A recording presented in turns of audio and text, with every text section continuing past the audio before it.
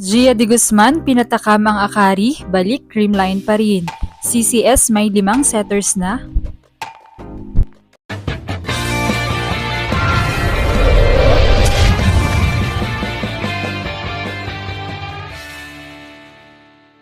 What's up, Volleyball Nation? Welcome back to my YouTube channel. Narito ako para magbigay sa inyo ng updates tungkol sa mundo ng volleyball. Pero bago yan, don't forget to subscribe and hit the notification bell para updated ka sa aking mga videos.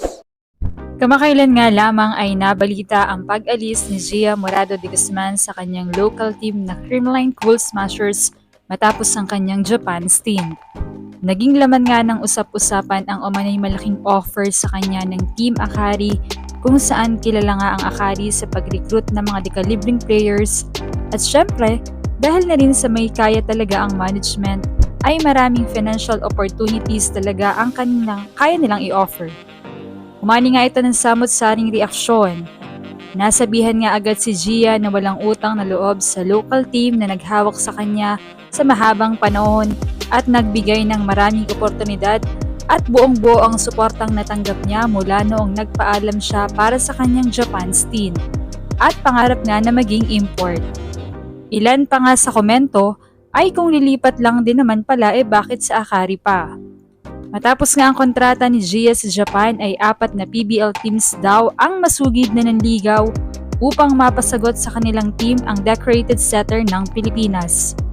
Subalit sa kabila na nga ng mga haka-haka at spekulasyon tungkol sa kanyang paglipat ay natuldukan na ito matapos mabalita na signed and sealed pa rin si Gia de Guzman sa Creamline Cool Smashers. Mananatili ang kanyang serbisyo sa team oras na matapos ang kanyang international stint kung saan ito naman ang kanyang sinabi na magpo-focus muna siya sa Alas, Pilipinas. Ayon nga sa mga komento, kakarinyo lang po ni Gia Morado de Guzman sa Creamline Cool Smashers. Thank you so much.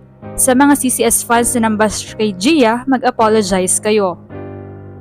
Di nakakagulat na mag-offer ng malaki ang Akari dyan kasi yung connection ni Gia at Domingo is solid talaga.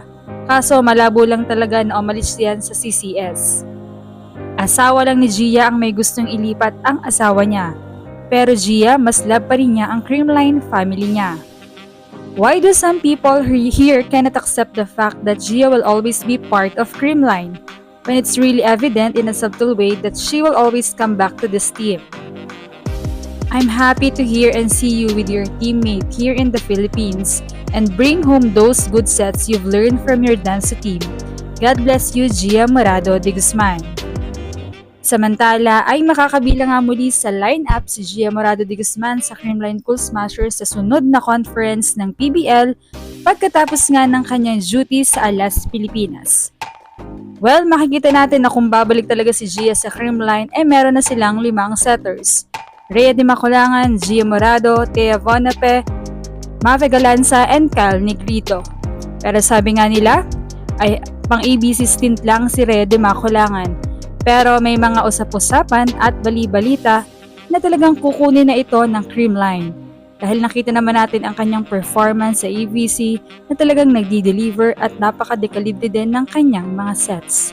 Anong masasabi niyo dito? Leave a comment below. Thank you for watching and don't forget to subscribe. We'll be right